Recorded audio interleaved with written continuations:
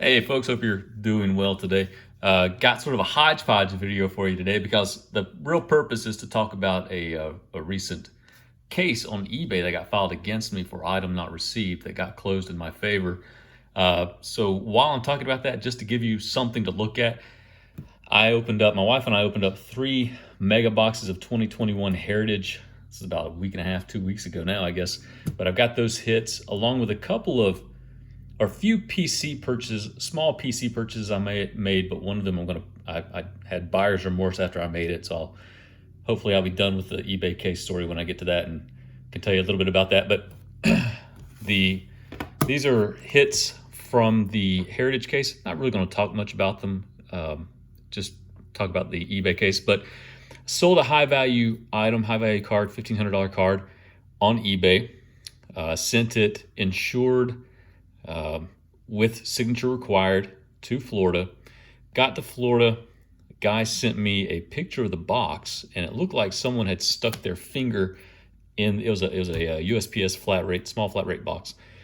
Stuck their finger in and grabbed it out, and he said it looks like someone stuck their finger in and grabbed it out. And so I actually inquired about how to proceed with this on the Blowout forums, and couple of people said he needs to file a police report, which I looked into a little bit more just on Google and agreed with. So I told him you need to file a police report, thinking it had probably been stolen out of his box. He replied, "No, that's not how this works." And there were a few red flags in this reply that he sent me. He said, "No, that's not how this works. My wife was a post office employee for 33 years, ended her career as a post office manager, and it probably got stuck on the sorting floor, got caught in the sorting machine, and got pulled out, and everything got pulled out and put back in except for the card." Well, I thought, one, to tell me no, that's not how it works kind of seems odd. And this guy had a high feedback rating, higher than mine in terms of the amount of feedback. But I was like, okay, maybe. His wife working for the post office. Okay, so he's got some, not to go into conspiracy theory realm a little bit, but he's got some insider knowledge about how the post office processes work and stuff. But the assumption that everything got pulled out of the box and put back in except for the card, it sort of felt like the John F. Kennedy magic bullet theory, that one bullet hit 2 or 3 different spots in JFK and hit Governor Connolly in Dallas, 1963. And if you watch Seinfeld, there's a hilarious episode about it. But it just seemed a little too fantasy-like, fanciful to be the case. So I sent him a response. I opened up a missing mail search with the USPS. I told him I've opened up a missing mail search. He responded to that with another red flag to me, saying, "I contacted the postal delivery driver and had him add that the box was delivered damaged." Okay, so he retroactively added that the box was delivered damaged. That's another red flag. So if you looked at eBay tracking, it showed that the item was delivered at 3:35 p.m. At 5:05 p.m., it shows USPS missing mail search initiated. At the same time, 5:05 p.m., the package is marked damaged and redelivered to individual. And then at 5:07 p.m., USPS missing mail search is closed because tracking showed that it was delivered and signed for is the big thing. It was signed for because I had that signature required on there. And I don't know if USPS is still doing the thing where the postal delivery person can sign it themselves. I don't know. But so I looked around because this seemed kind of shady to me. And my feeling was that if I opened up a post office claim, it would automatically be denied because the item was shown as delivered. And I told him that. And he said, "Well, I'm filing a claim with eBay." Okay. So he filed the claim with eBay. He filed the claim during the discussions. He opened up the claim. And so I sat on it for a day. eBay wouldn't let me file a claim with them because I paid for the label through eBay. This is a French text, Alex Cobb, until like 6 days after the case opened or something. So I waited a couple of days. I said, you know what? No, I need to stay on top of this. And everything I had read said you need to stay on top of it. So I went to eBay and said he had filed the claim as item not received. Well, the package had been received, but it, something had happened to it. It looked like it had been pulled out of the box. Well, your responsibility as a seller is that the item will safely get from you to their box. If it's taken out of their box, it's a police matter. So I emailed eBay as soon as the option became available to request eBay's assistance. I requested eBay assistance. I said, here's the situation. Here are some red flags for me. I would like this case closed. I feel like there's something fraudulent going on here. I don't know anything about this picture, but there he is. And finally, the Alec bomb. eBay responded to me the next day and said, we're closing this case in your favor. Thank you for your professionalism with the buyer, yada, yada. And so they closed it. They closed the case in my favor. And the reason, some tips here, because I really feel like, you have a gut feeling, and there's a reason that people say go with your gut feeling, because if there are some flags that pop up that make you uncomfortable about something, odds are there's something going on there and you don't know the full situation. So I really felt that there was some fraud involved in this situation. My tips to you would be, number one, stay on top of things.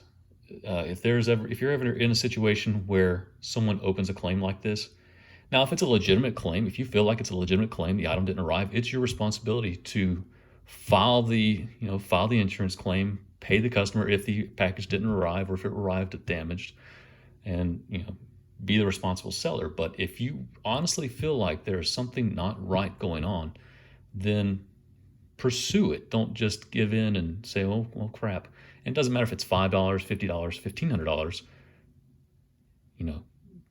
Be truthful to yourself and really look into it, delve into it, do some investigating.